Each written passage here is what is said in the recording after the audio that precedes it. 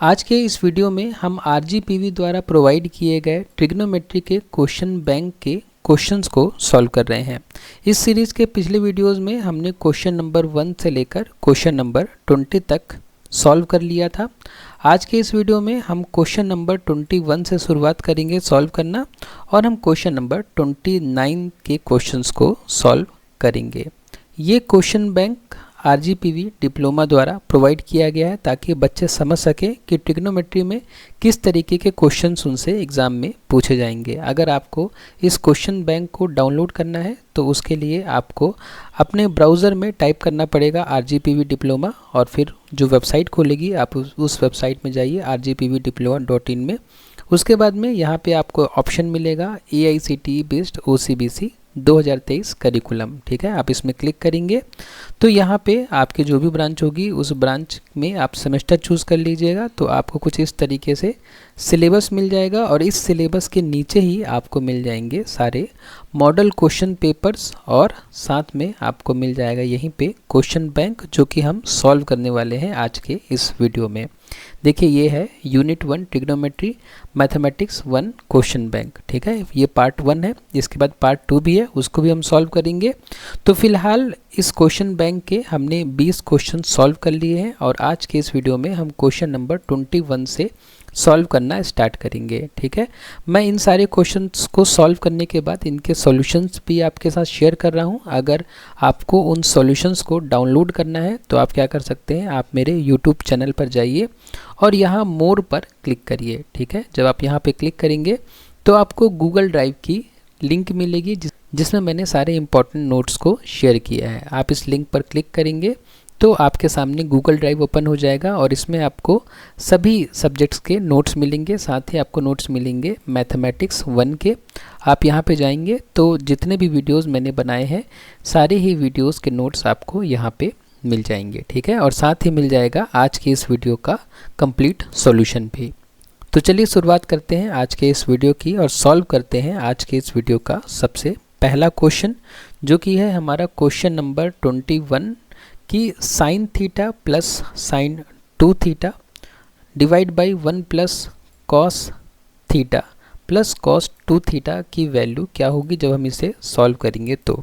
ठीक है, देखने में क्वेश्चन थोड़ा डिफ़िकल्ट लग सकता है लेकिन इतना डिफ़िकल्ट है नहीं ये। मैं स्टेप बाय स्टेप सॉल्व करूँगा, आप देखते जाइए, आपको समझ में आ जाएगा। तो सबसे पहले जैसे कि हमें दिया हुआ इक्वेशन तो हम साइन थीटा में तो ज़्यादा कुछ कर नहीं सकते लेकिन हम साइन 2 थीटा को लिख सकते हैं 2 sine theta into cos theta. ठीक है, फिर डिवाइड कर सकते हैं 1 प्लस कॉस थीटा को हम कुछ नहीं कर सकते लेकिन हम कुछ कर सकते हैं कहाँ पे, इस कॉस 2 थीटा में। अब देखिए जैसा कि हमने पिछले वीडियोज़ में डिस्कस किया था कि कॉस 2 थीटा के काफ़ी सारे वेरिएंट्स हैं तो उनमें से हमें कौन सा वेरिएंट यूज़ करना है ये थोड़ा आपको यहाँ पे अपना दिमाग यूज़ करना पड़ेगा।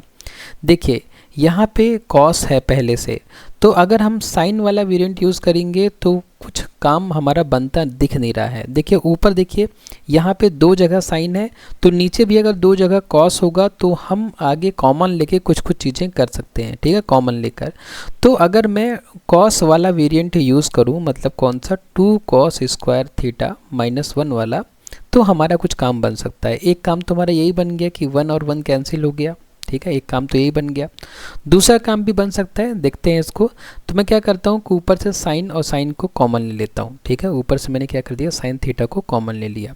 साइन थीटा कॉमन ले लिया तो यहाँ क्या बचेगा, 1 बचेगा, जहाँ पे साइन था यहाँ पे 1 बचेगा और फिर प्लस 2 बचेगा और कॉस थीटा बचेगा, प्लस 2 कॉस थीटा ये बचेगा। ठीक है, अब डिवाइड करेंगे हम तो अब नीचे देखिए, नीचे हम कॉस कॉमन ले सकते हैं तो मैंने कॉस कॉमन ले लिया। ठीक है, और क्या बचेगा, यहाँ कॉस की जगह बचेगा 1 और यहाँ पे बचेगा 2 कॉस थीटा। ठीक है, अब देखिए 1 plus cos theta 1 plus 2 cos theta 1 plus 2 cos theta, ये दोनों कॉमन टर्म है तो ये दोनों क्या हो जाएंगे, ये दोनों कैंसिल हो जाएंगे। ठीक है, और बचेगा हमारे पास क्या, हमारे पास बचेगा sign theta upon cos theta और हम सबको पता है कि sign theta upon cos theta क्या होता है, tan थीटा होता है। इसलिए इस पर्टिकुलर क्वेश्चन का जो आंसर होगा वो होगा ऑप्शन नंबर ए, tan थीटा, मतलब इसका आंसर हो गया ऑप्शन नंबर ए। ठीक है, tan थीटा। तो इस तरीके से इस क्वेश्चन को हम सॉल्व कर सकते हैं। अब हम आगे बढ़ते हैं और क्वेश्चन नंबर 22 को सॉल्व करते हैं। क्वेश्चन नंबर 22 में क्या कहा गया है कि sec square theta minus tan square theta हमें कंप्यूट करना है इसकी वैल्यू, ठीक है। थीटा की वैल्यू 10 डिग्री है। तो अब देखिए मैं पहले क्वेश्चन लिख लेता हूँ कि sec square 10 degree minus tan square 10 degree, ठीक है। अगर आपको कोई फॉर्मूला याद आ रहा है तो आप डायरेक्ट फॉर्मूला यूज़ कर सकते हैं। अगर आपको कुछ भी याद नहीं आ रहा है तो आप क्या करिए कि आप लिख सकते हैं सेक को हम क्या लिख सकते हैं, सेक को लिख सकते हैं 1 कॉस स्क्वायर 10 डिग्री, है ना, क्योंकि सेक और कॉस क्या होते हैं, एक दूसरे के रेसिप्रोकल होते हैं। मतलब सेक को हम लिख सकते हैं 1 कॉस और कॉस को लिख सकते हैं 1 सेक, ठीक है। उसी तरीके से हम 10 को भी एक्सपेंड कर लेंगे तो क्या मिलेगा, sign square 10 degree upon cos square 10 degree, है ना। अब हम क्या कर सकते हैं, अब हम कॉस स्क्वायर 10 डिग्री को कॉमन ले सकते हैं। कॉस स्क्वायर 10 डिग्री को हमने कॉमन ले लिया तो ऊपर क्या आ गया 1 माइनस साइन स्क्वायर 10 डिग्री, ठीक है। अब देखिए ऊपर 1 माइनस साइन स्क्वायर 10 डिग्री है, इसको हम क्या लिख सकते हैं, इसको हम ऐसे लिख सकते हैं, देखिए sine square 10 degree plus cos square 10 degree equal to 1 होता है ना। तो अब हमें चाहिए 1 माइनस साइन स्क्वायर 10 डिग्री, तो हम साइन को इधर ले जाएंगे तो हो जाएगा cos square 10 degree is equal to 1 minus sine square 10 degree. इसका मतलब 1 माइनस साइन स्क्वायर 10 डिग्री की जगह हम लिख सकते हैं कॉस स्क्वायर 10 डिग्री, तो हम पुट कर देते हैं वैल्यू, तो 1 माइनस साइन स्क्वायर 10 डिग्री की जगह आ जाएगा cos square 10 degree upon cos square 10 degree, ठीक है। दोनों कैंसिल हो गए, हमारा आंसर क्या आ गया 1 आ गया, ठीक है। 1 का है ऑप्शन नंबर बी। इसका मतलब 22 का जो सही आंसर है वो है बी 1, है ना। ऑप्शन नंबर बी जो कि 1 है वो सही आंसर है क्वेश्चन नंबर 22 का। उसके बाद हम आगे बढ़ें और देखें, तो अब हमें सॉल्व करना है इस पर्टिकुलर इक्वेशन को, हमें इसको सॉल्व करके इसकी वैल्यू कंप्यूट करनी है। तो इसको सॉल्व करने के लिए हमें क्या करना पड़ेगा, देखिए जो कि हमारा क्वेश्चन है वो ये है कि root over 1 plus sine theta upon 1 minus sine theta. अब जब कभी भी आपको इस तरीके से इक्वेशन मिले, इस तरीके से क्वेश्चन मिले, तो आप देख के समझ सकते हैं कि साइन को तो हम कुछ एक्सपेंड कर नहीं सकते, तो हमें कुछ और तरीका सोचना पड़ेगा। तो वो कुछ और तरीका ये हो सकता है कि हमें ये फॉर्मूला पता होना चाहिए कि a minus B into A plus B equal to होता है A square minus B square, ठीक है। अब इस फॉर्मूले का हमें यूज़ कराना है। इस फॉर्मूले का यूज़ कराने के लिए यहाँ पे मतलब a माइनस बी तो है ही, अगर हम यहाँ पे a प्लस बी कर देते तो ये फॉर्मूला यूज़ हो जाता। तो उसी तरीके से अगर आपने 1 प्लस साइन थीटा का मल्टीप्लिकेशन आपने नीचे किया है तो आपको ऊपर भी करना पड़ेगा 1 प्लस साइन थीटा का मल्टीप्लिकेशन, तो मैंने कर दिया। ये सब कहाँ है, रूट के अंदर है, ठीक है। तो इसको अगर हम सॉल्व करें, देखिए अगर हम कोई टर्म किसी इक्वेशन में ऐड कर रहे हैं ऊपर नीचे दोनों तरफ, तो ये कट के 1 ही हो जाने हैं। तो हम ऐसा कर सकते हैं क्योंकि इससे इक्वेशन की वैल्यू चेंज नहीं होगी, ठीक है।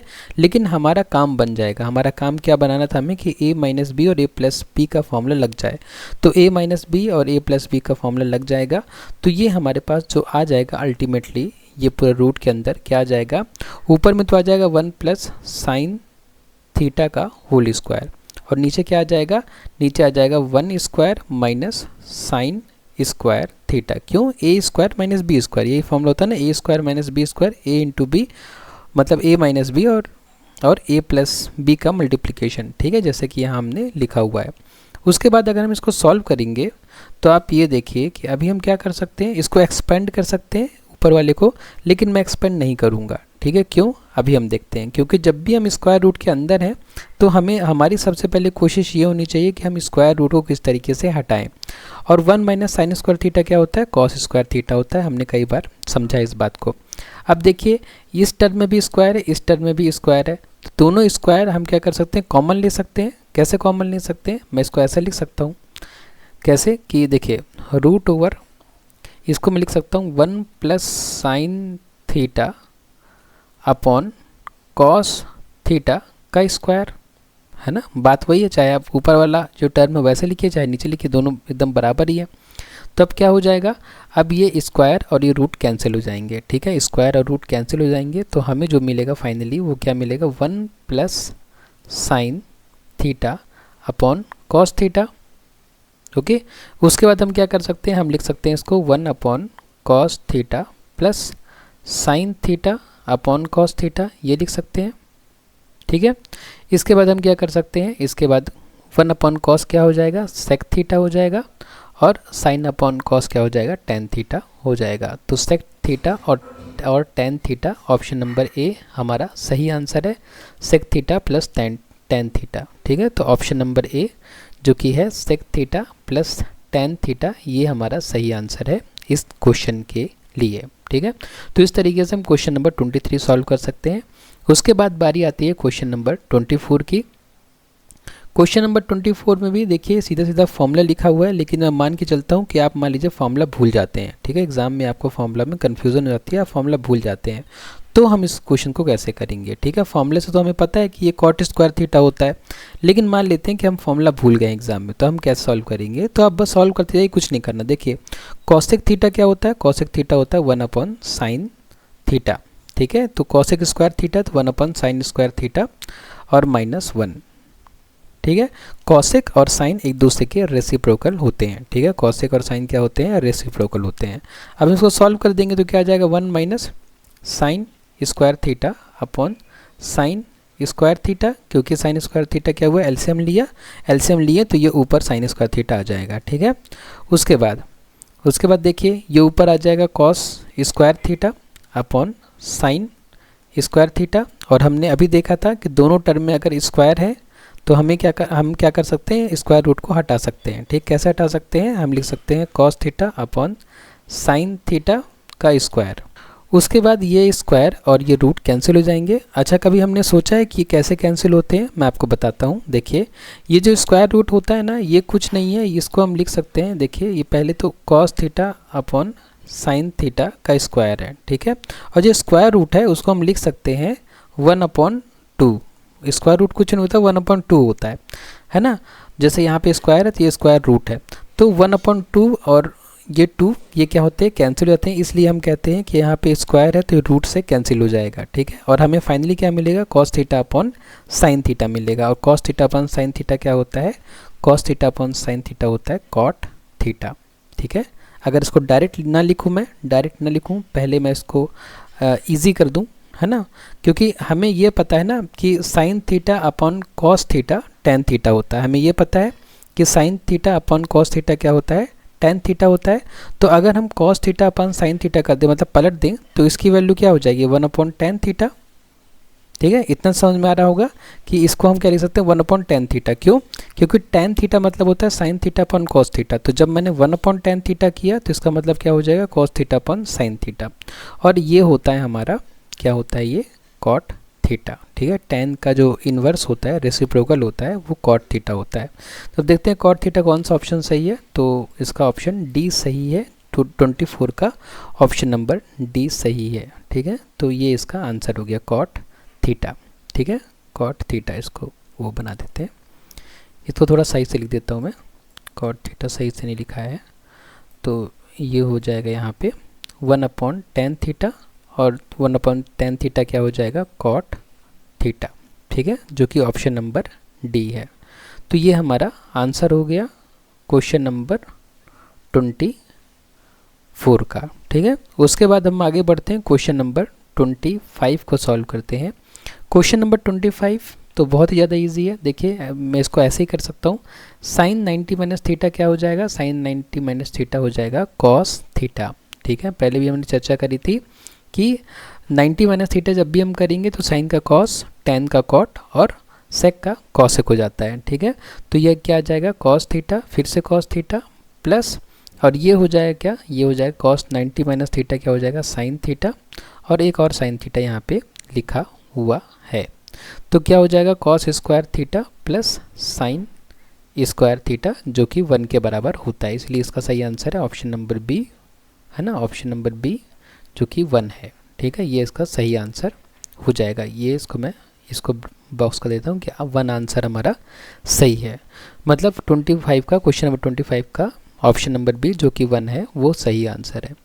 उसके बाद क्वेश्चन नंबर 6 में देखें हम, तो साइन 180 डिग्री माइनस थीटा, तो जैसे कि हमें क्वाड्रेंट का नॉलेज है, हमें पता है कि 180 यहाँ पे होता है और 180 माइनस थीटा मतलब सेकंड क्वाड्रेंट में साइन ऑलरेडी पॉजिटिव होता है, तो इसका आंसर क्या हो जाएगा, साइन थीटा।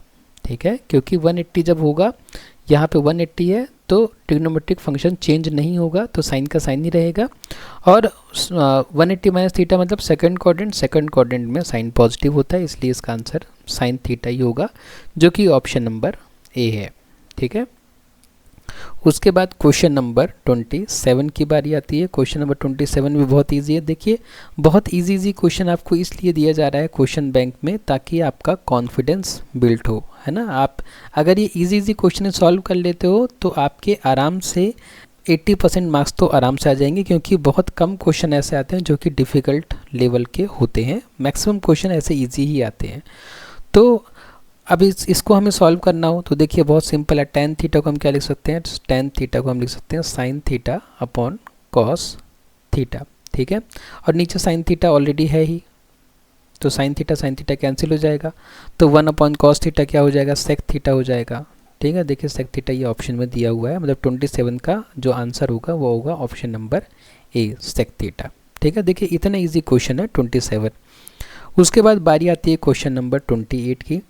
28 में हमें दिया हुआ है कि साइन ए की वैल्यू दी हुई है, साइन ए की वैल्यू 3/5 दी हुई है, हमें कॉस ए की वैल्यू बतानी है। हमने कई बार ऐसा क्वेश्चन किया है, क्योंकि हमें ये फॉर्मूला पता है कि sine square A plus cos square A equal to 1 के बराबर होता है।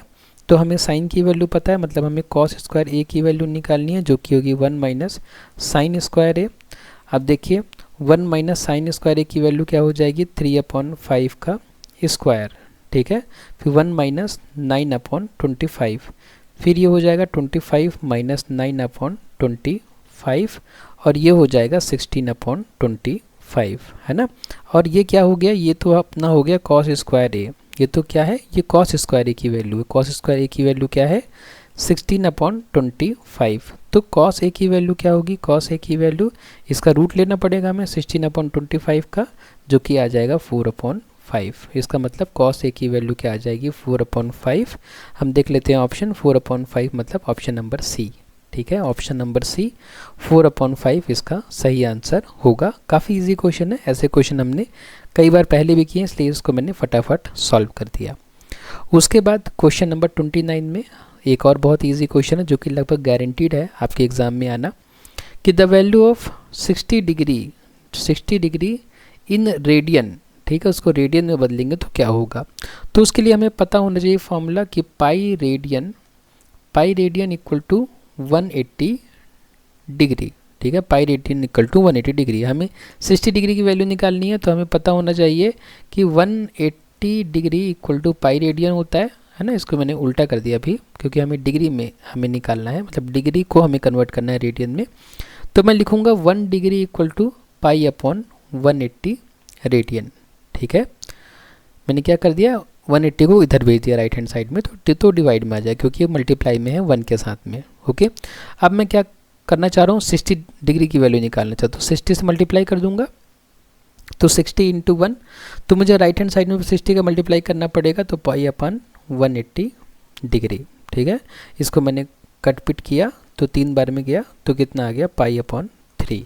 ठीक है, मतलब 60 डिग्री में पाई अपॉन 3 रेडियन होगा। हम देख लेते हैं ऑप्शन में कि पाई अपॉन 3 कहाँ है, तो पाई अपॉन 3 हमारा किस में है, ऑप्शन नंबर डी में है। तो इसका सही आंसर ऑप्शन नंबर डी, जो कि पाई/3 है। ठीक है, तो इस तरीके से हम सॉल्व कर सकते हैं क्वेश्चन नंबर 23 को। मतलब हमने क्या बता दिया, हमने बता दिया कि 60 डिग्री को आप रेडियन में कुछ इस तरीके से लिख सकते हैं। ठीक है, तो ये थे 29 क्वेश्चंस। अगर आपको पुराने क्वेश्चंस देखने हैं कि कैसे सॉल्व किए जाते हैं, तो आप नीचे डिस्क्रिप्शन बॉक्स में मैं लिंक दे दूंगा आपको पुराने वीडियोस का, जिसमें मैंने बाकी क्वेश्चन बताए हैं। उसके अलावा अगर आपको वीडियो पसंद आया तो वीडियो को लाइक, शेयर और सब्सक्राइब करें।